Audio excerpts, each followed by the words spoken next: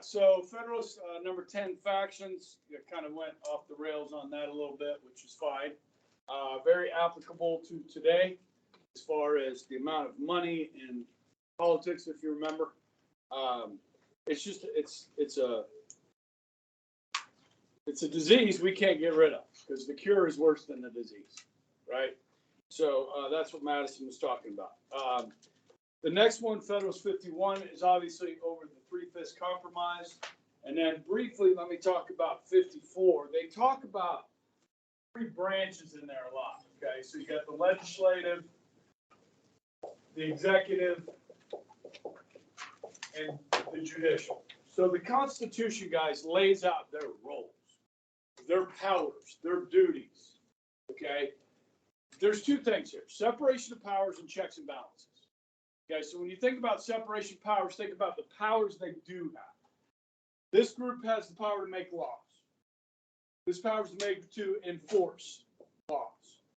They have the purse, they have the sword. Yes? They interpret the Constitution and the laws that they pass. Okay, they each have distinct roles. That's your separation of powers. The executive branch can't make its own laws.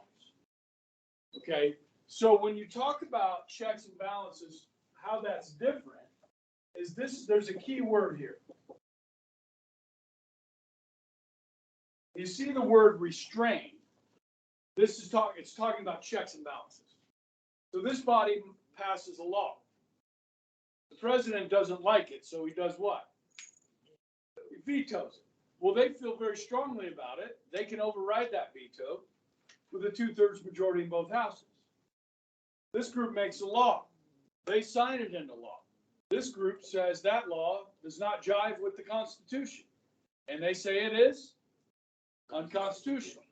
This person here, the executive, can do things beyond his powers. If he does something that's beyond his powers, this group can say that that action is unconstitutional. Okay? So, we'll go over checks and balances right before the test, but it's pretty simple stuff. Okay? Who appoints federal judges? The president. Who must approve them? The Senate. Okay? So they each have a role. They can check each other, balance each other out. Okay? It's worked pretty darn well. Now, Federalist number 78 by Alexander Hamilton talks about the judiciary. In this paper, he describes how it's the weakest of the three. Okay? In fact, it was. The first Chief Justice of the United States Supreme Court was who? John Jay. He quit. Now, that's a lifetime appointment, and he quit. He had a job for life. But he was like, oh, so the Supreme Court meets in the basement of the Capitol? The unfinished basement of the Capitol? That's how much they felt about the Supreme Court. They put them in the basement. Okay? Today they have their own building. So John Jay quit because he didn't feel like they had any authority. It's like, what am I doing here? So the guy that took over for him as Chief Justice was John Marshall. In 1803, there was a very important Supreme Court case. What was that called? Good. Marbury versus Madison.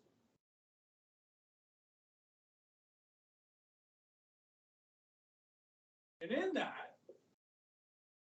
the arguments in this case, they actually used Federalist number 78 to argue that this court and the federal courts should have a power known as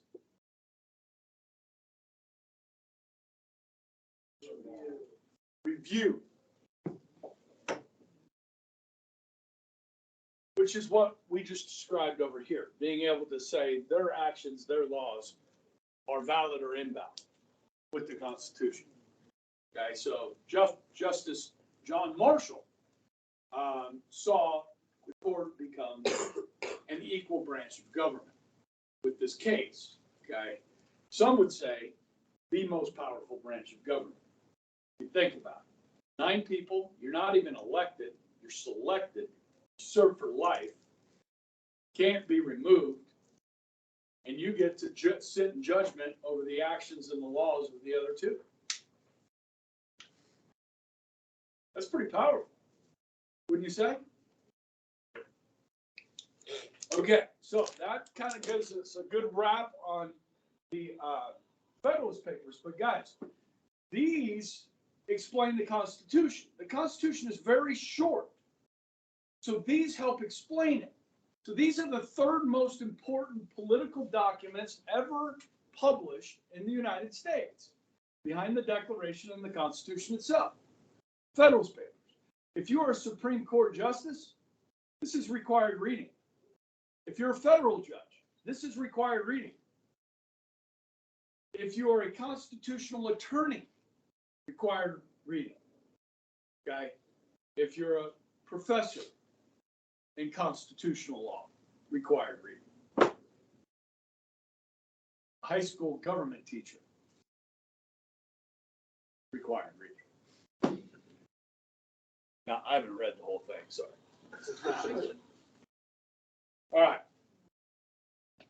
But know a lot of what's in there, right? I mean, just on virtue of having an understanding of the Constitution. Okay, so the next header in your notes is going to be the basics of the Constitution. The basics of the Constitution.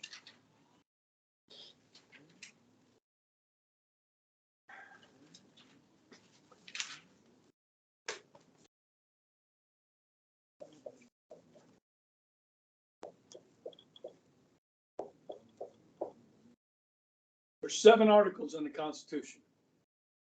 These are the first 3.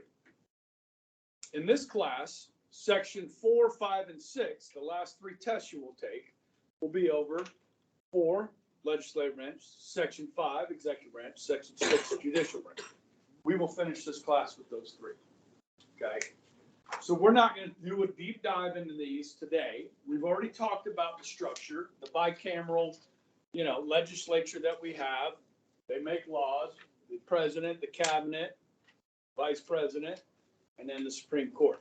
Now, the only court that the Supreme Court the Constitution meant is the Supreme Court. All other courts below the Supreme Court were created by Congress. Okay? It does give them the power to do that.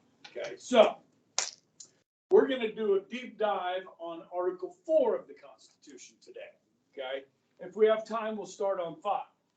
That'll be the next couple of days. We'll be doing the basics of the Constitution. So Article 4, right? That's IV, Roman numeral, IV, okay? Interstate and federal relations. Interstate and federal relations, not interstate, between states and between states and the federal government. What am I describing? Federalism. The power of sharing or division of power between national, state, and local governments. Okay? So we're looking at the relationship between the federal government and the states, and between the states. Okay? So in Article 4, there are several clauses. The first one we're going to talk about, when you're ready, are you ready? Is the full faith and credit clause. Full faith and credit clause in Article 4 of the Constitution.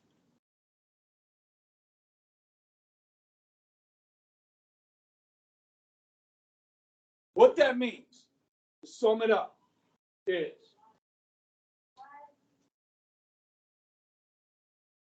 states must recognize other states' official documents, or one state must recognize another state's official documents.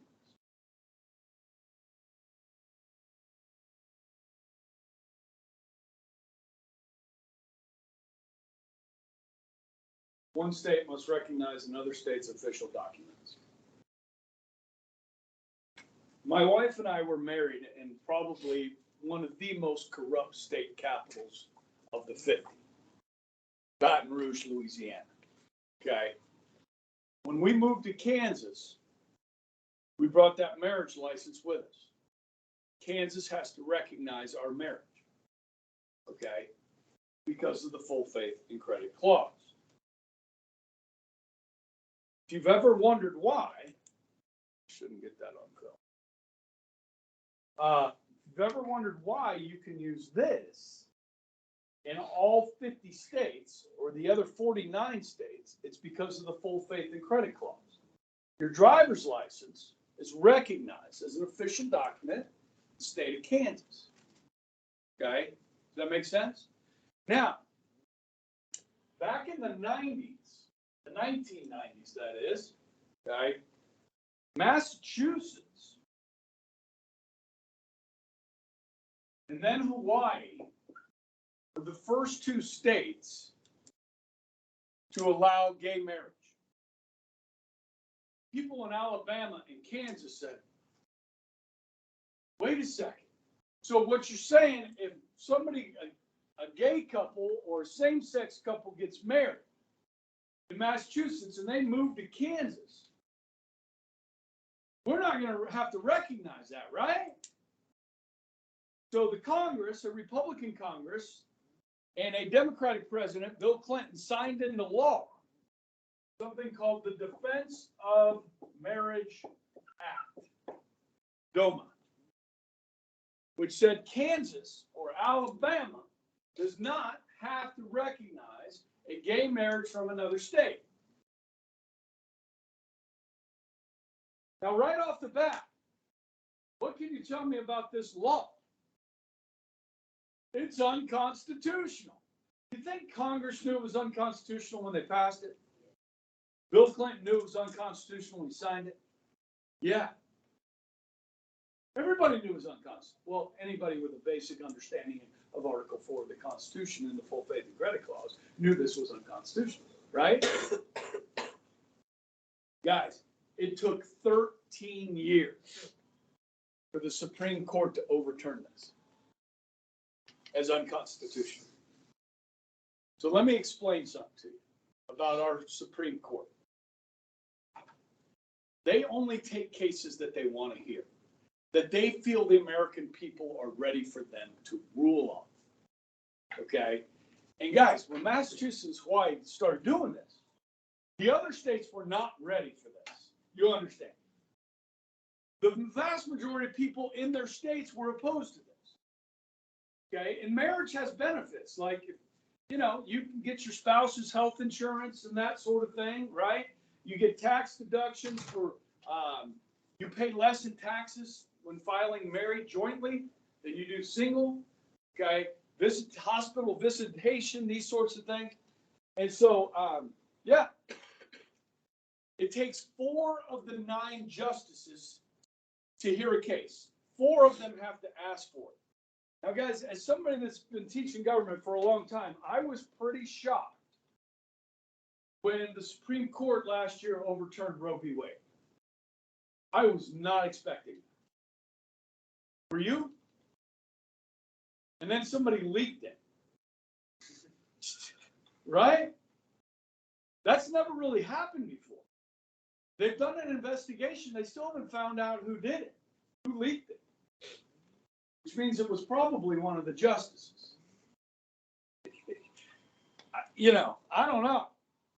But either way, guys, this was a huge deal. Now, as you know, because you're smart, this did not ban abortion in America. It left it up to the states. Yes? Just like the death penalty. Now, marijuana, guys, is a federal law. It's a federally banned substance. So states that have decriminalized it and allowed it for medical purposes, they're violating federal law. Okay? It's a federally banned substance. So I think it's time Congress does the same thing the Supreme Court has done, and that is repeal that law and allow states to create their own laws when it comes. But they haven't done that, okay? Because that would take some political guts. But I guess it's better just to have states flaunting federal law. Doesn't send a good message. You know what I mean? Okay. Now, so full faith and credit. Everybody understands that. So contracts, licenses, marriage license, driver's license. I have a teacher's license from Kansas. Can I use that teacher's license in Missouri to teach? Yeah, I mean, since I'm a history teacher, I might have to, you know, be required to take Missouri history, like I had to take Kansas history. type of thing. What about practicing medicine? You practice in multiple states. Generally, law, might have to take some classes, something like that, but they generally will recognize those, okay? So that's your full faith and credit, all right?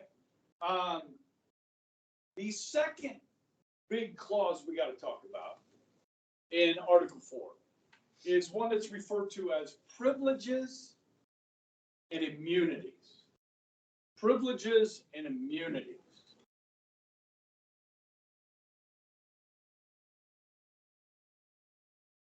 Now, guys, I have lived in 6 states.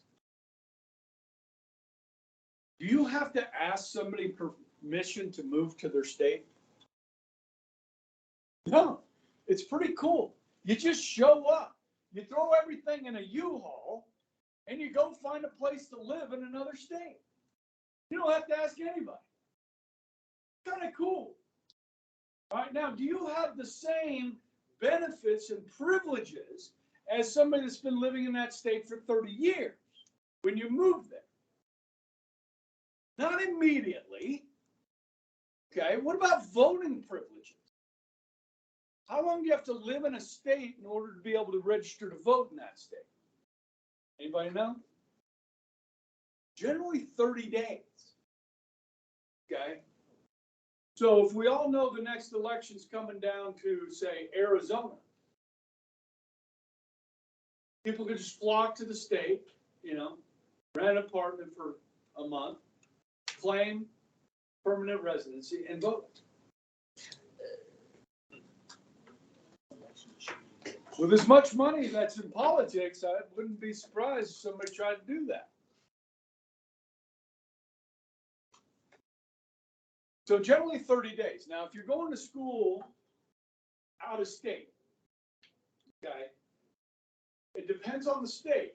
You can claim your dorm room as your permanent residence, okay, and register in that state. Most states will allow you to do that. So it depends on where you're going to school. Like, the elections in Kansas tend not to be very tight, except for governor, right? But generally, Republicans do well. So if you move to a state that was more of a purple state, a swing state, you might say, you know what, I think I'm going to register in this state and have an impact. Okay. But if you don't want to, you can get an absentee ballot. You just go on the Secretary of State's webpage, Kansas, and request an absentee ballot. They'll send you one in the mail, and then you can mail it back in. Okay. Now, let's talk about going to school. So, if you go to school out of state to a public university, you've got to pay what? Out of state tuition, because you don't pay taxes in that state. And the taxes in that state help fund the universities through the Department of Regents. Okay. Now, this happened to me on more than one occasion. I went to out of state for college. First time was in Georgia, okay? And then the second time was in Wichita. So my wife and I moved here in December of 95. January of 96, I enrolled at Wichita State University. I already had a business degree. I was going back to school to get a teaching certificate. It used to be a certificate, now it's a license, okay? So you got to take all these classes. And they say, you're going to have to pay out of state. I'm like, I know. Okay. But while I was going to school full time, I had a part-time job. I was working 20, 25 hours a week, started paying taxes. Got married. Okay. My wife had a job over at Koch Industries. So a year later, I go to Wichita State to enroll in January of 97. I've been in Kansas for a year, and I'm expecting not to pay out-of-state tuition. And they said, you got to pay out-of-state tuition again. I'm like, what? Why would I move here from Louisiana to get a Kansas teaching license and take it back to Louisiana? Is it because Wichita State has one of the best education programs in the country? No, because it doesn't. Now, Emporia State, they have a really good education program for teachers. It's a teacher's college. Wichita State, not so much.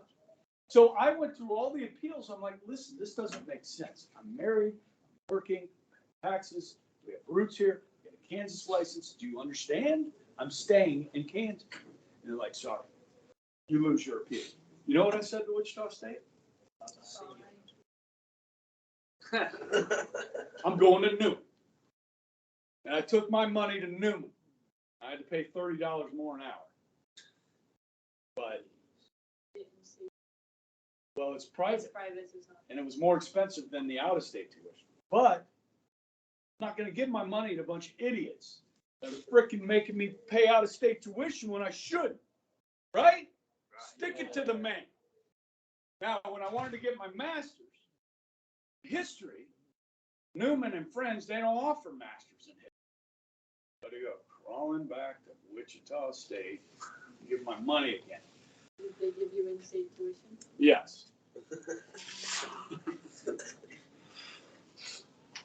Graduate school's a little more expensive too. So anyhow, how did I get back at the man? I went to Newman. The other thing I did was after I got my teaching license, I student taught here. Okay. And then I got a job. So in '98, I had a teaching job. I drove a blue Ford Explorer. And I left those Florida tags on that thing as long as I could. Because Kansas does not recognize me as a resident. You know how much it costs to get your tags renewed in Florida? Like $50. I don't know if any of you guys have had to pay for your tags, but your tags in Kansas are based on the value of your vehicle. Okay, so if you pull in there with a 2021 Dodge pickup truck, like I have, freaking like $800. And I'm like, so I just called my dad. I said, Dad, renew my tags for me, would you? And I did that for like 4 years to get them back. I had to recoup that $30 an hour. Stick it to the man, right? Is that legal?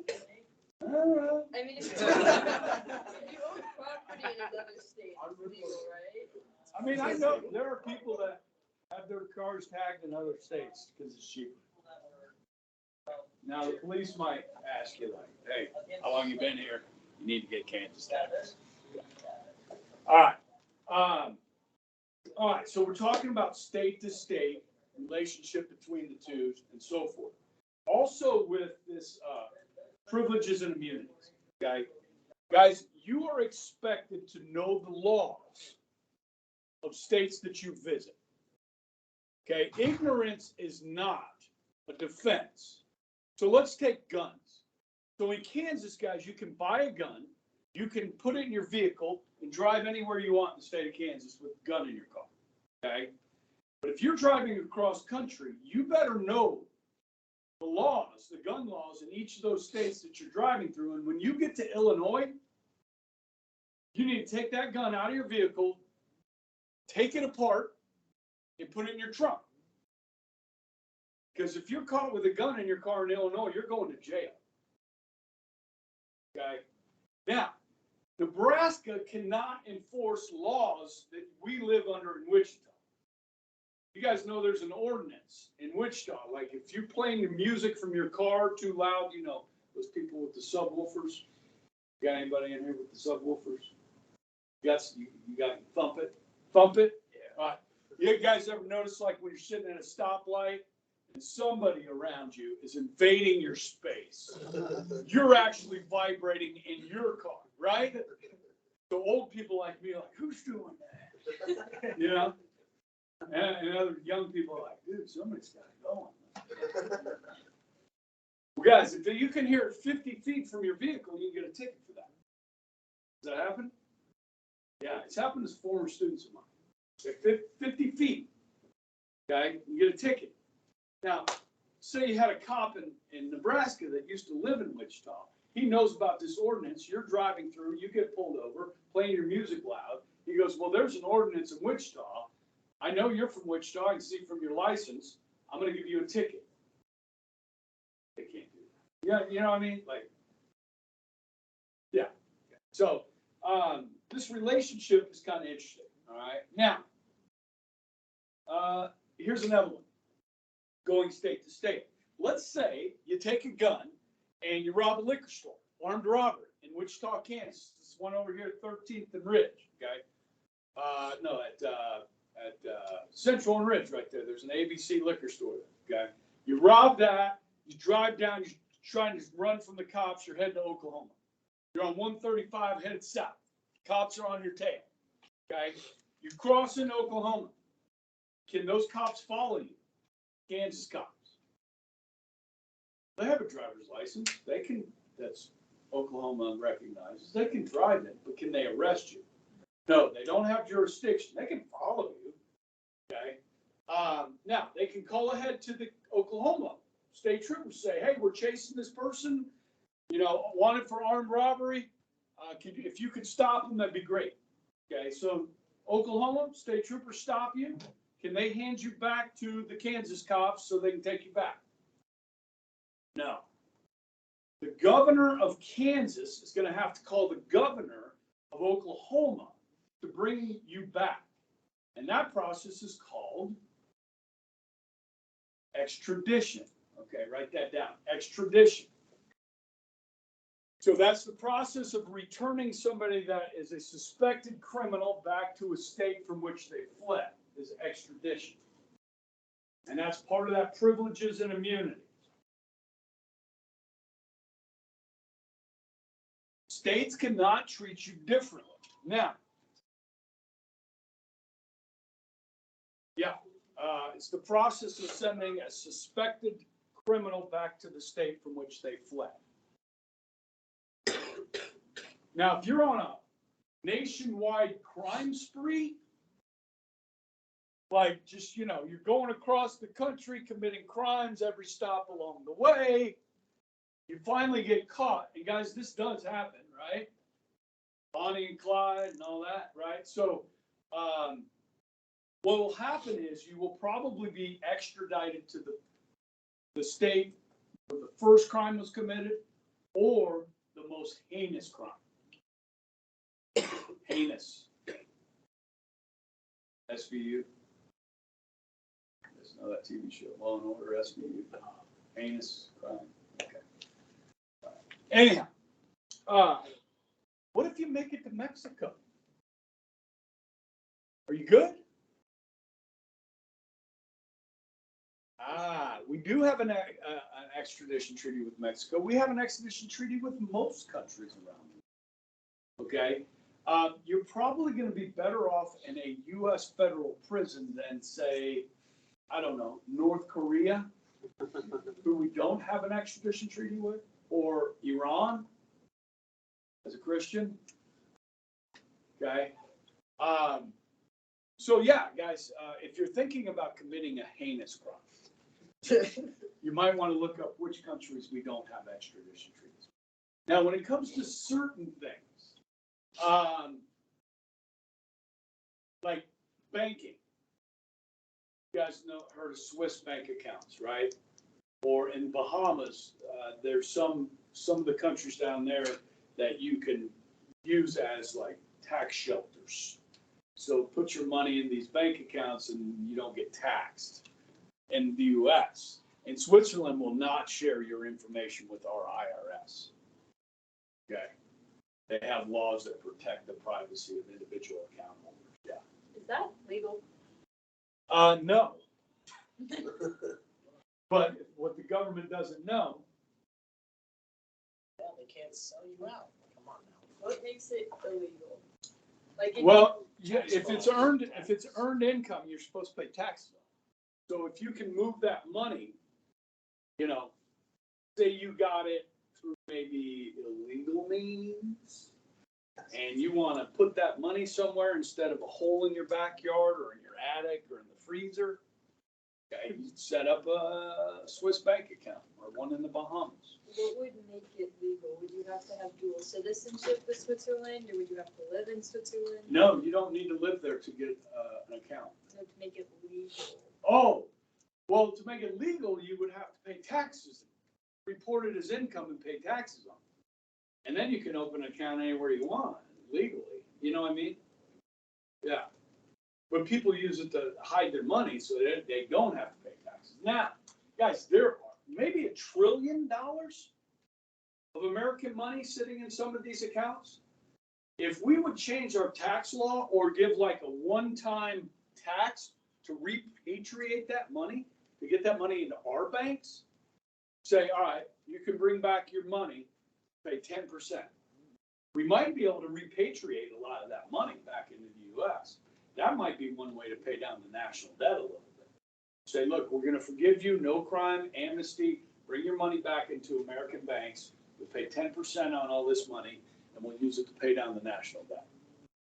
Otherwise, I don't know how we'll ever pay down the national debt. Seriously, like, we'd have to run surpluses, like, for decades to pay down the national debt.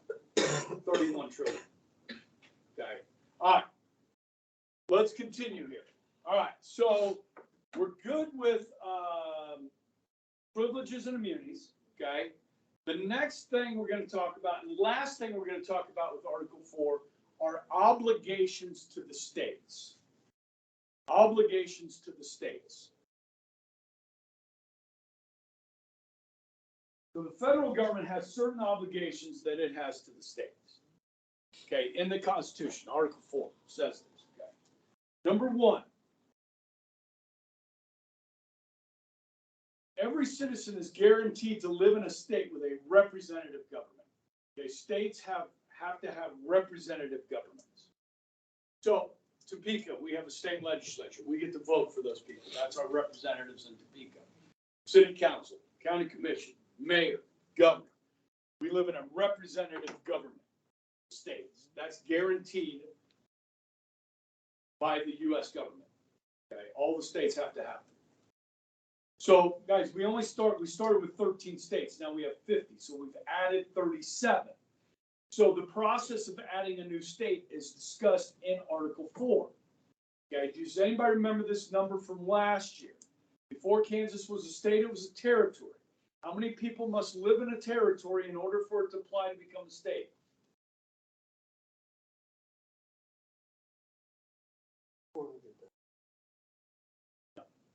Way too much.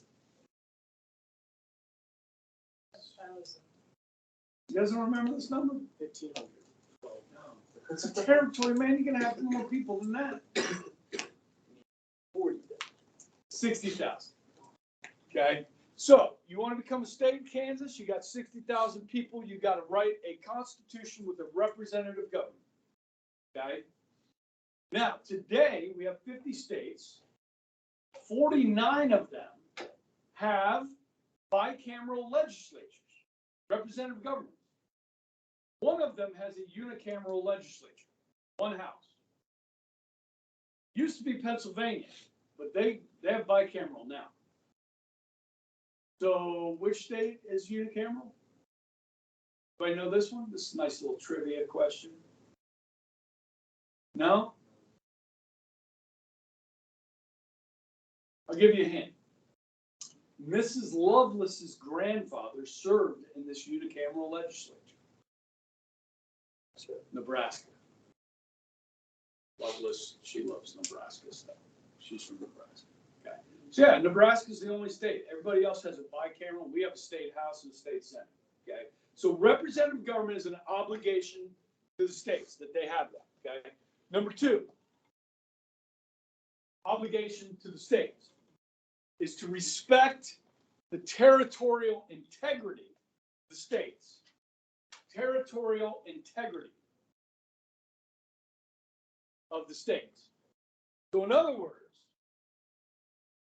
the federal government cannot change the border of your state without your permission. Now back in the Civil War, Virginia seceded from the Union. You guys probably know this. Virginia used to be a lot bigger. And then since they seceded, the government, the federal government, broke the state apart and created West Virginia without Virginia's permission. What happens? You try and leave, you're going to break your state apart and take a bunch of your territory. Okay? Now, Marjorie Taylor Greene was in the news last week. Does anybody know who Marjorie Taylor Greene is? You do. You've heard of her? Yeah. She's a blonde. I think she's from Georgia. Okay. she is, well, she's out there.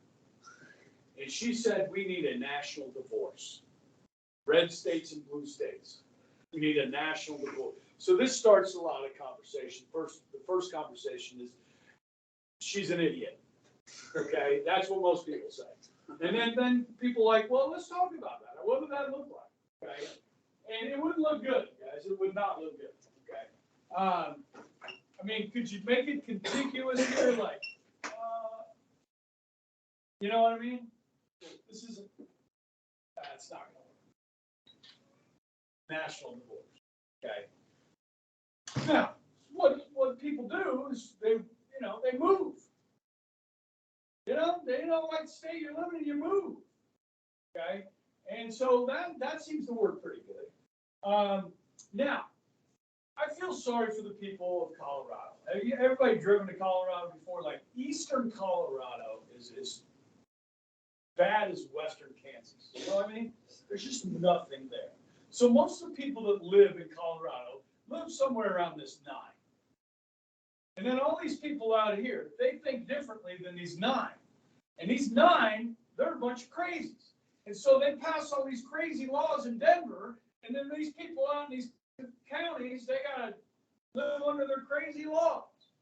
So there's been numerous counties in Colorado that have been talking to counties in Nebraska saying, hey, let's form a new state here so we can get away from these crazies in Denver. Now, you could do that. You could create a territory, it could write a constitution, and you could add a new state. Okay? Now, that would have to come at the approval of those states, okay, and the Congress, okay, to approve something like that. I mean, what about California? I mean, most of the crazies are in the South, right? Okay, and then like normal people up north. Okay. No, so, something like that could happen. You could see, states, create more states out of this if things got bad enough, okay? But Marjorie Taylor Greene is just, stirring stuff up. That's what she does, okay? It's like AOC on the left, okay? Each party has people they're ashamed of. I mean, like this one guy, this Santos guy from New York, the Republican, this guy barely opens his mouth with anything that's true. I mean, it's like he made up so much crap about his history and then got elected. And like most of what he claimed it's all lies. Like, but guys, can you expel a member of Congress for lying? You wouldn't have any members of Congress. I mean, the people of that district elected him. You can't just say, well, we're going to ignore the will of the voters and kick him out unless he does something while he's in Congress. You know what I mean? So, I mean, this he's shameful. It's awful. Okay? There's few of those in both parties that are just deplorable. Okay, we were talking about what? Territorial integrity. Okay, and then the last one, the last obligation is protection. Protection against invasion, domestic violence. The federal government, the U.S. government has a responsibility to protect the states from invasion and domestic violence. Okay. Now, guys, to be honest, think about this. People of Arizona and Texas right now, okay, in 2 years that President Biden's been in office, there's been over 5 million people coming into the country. There's 3 million people in Kansas. That 5 million number, guys, is larger than 8 states that we have. So if you're Texas or Arizona, you might be feeling like there's an invasion. And the federal government is not holding up its obligation to defend those states. Okay, so what are these states doing? They're shipping people out to the other states. Okay, and this issue is not going to be solved anytime soon, I don't think. Okay, the Senate, the House Judiciary Committee had hearings Last week at the border, they went down to Arizona and did hearings down there. Now, none of the Democrats came. Only the House members on that committee showed up. Okay, so that just tells you there's not a will to do something about this, and so we're going to continue to see just massive migration into our country. That's it. I mean, it's just going to keep happening. Okay, until the next election, and then we'll see what happens. Okay, Biden's not going to do anything. He hasn't shown a propensity to. Okay. Now he's worried about that Ukrainian border. But not so much about ours. Okay. How much time we got? That's it, right? So tomorrow we'll do Article 5 and Article 6. And then we're going to start learning the amendments this week. Okay? You guys got that. That's going to be a piece of cake.